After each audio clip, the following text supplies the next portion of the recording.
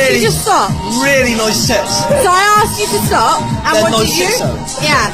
So this is now harassment. They're nice. They're nice tips. And I've asked you to stop. It is tips. harassment. Big tips. I don't give a shit, it's harassment. It's a compliment. No, it's not. If you're harassing me about my body, it's not a compliment.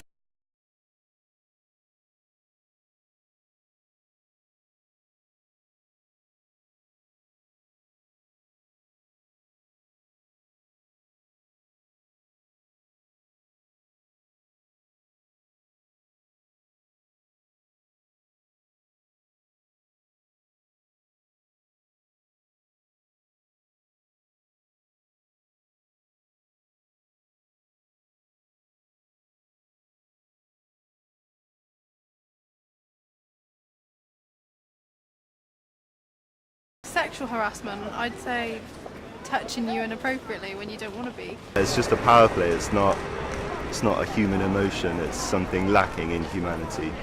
When a guy, or even a girl, I mean, depends, like, comes on to you or does something that you don't want them to do and you feel really uncomfortable and you want them to stop. One of my friends, when I went into uni, some guy tried to kind of assault her when she was outside a club. But luckily we were all around, and he sort of tried to take her down an alleyway, and we put a stop to that. She was very, very drunk, but it's no excuse in the slightest at all. Girls get up in the morning, right, to make themselves look pretty, right? They're like flowers, right? Some are pretty, some are ugly, right? But whatever they do, if somebody makes a comment about it, right, they can take it either way. So I honestly feel it depends what side of the bed the girl gets out of. It's just so part of everyday life that I don't think people really appreciate how little comments can be actually make you feel quite vulnerable, and like someone's really invading your privacy by just talking about what you're wearing or like how you look.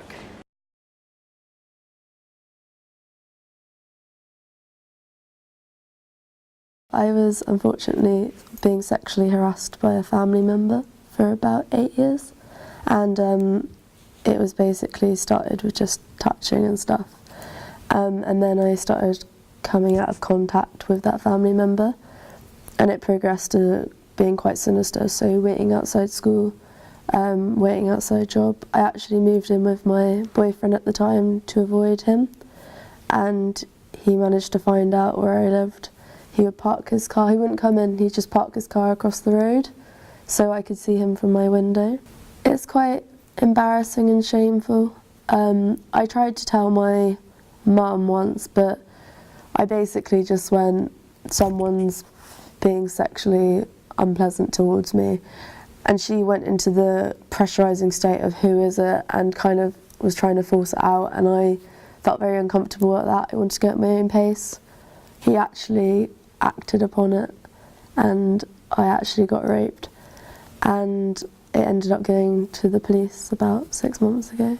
I think if I was educated more on the fact that there are places to go to, I would have, because once it had been reported to the police and we went through the whole system, a lot of support groups and individuals who helped you kind of come out in a way were introduced to me, and I think if that had been displayed from a younger age, I would have definitely have gone up to someone and talked to them, but it's the fact that it wasn't ever advertised to me ever.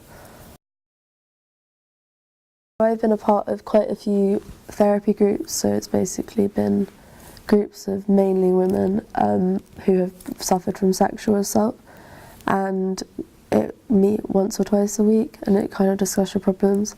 I've also had police therapists, so when you're going through a case you can't actually have a normal therapist, you have to have one through the system in case anything you say needs to be for your court case.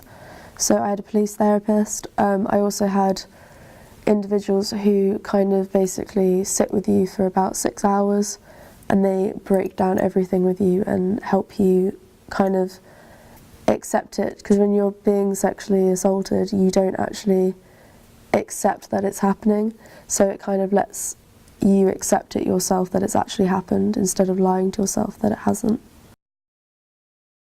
I'm in a very sociable group who want to go clubbing every night, and I've had a lot of situations where I actually had a middle-aged man spike my drink, and luckily my friends caught on it because I basically lost the feeling in my legs, and I ended up having to go to hospital because I reacted badly to it.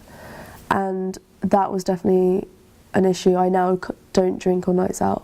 If I want to drink, I'll drink before or at a pub, but I won't drink in a nightclub. I just don't trust it at all. One instant where I was quite drunk, I actually thought I saw him, and I went into a complete state of shock and don't remember anything after that because I went into a complete state of panic. So it's definitely affected going out and things like that.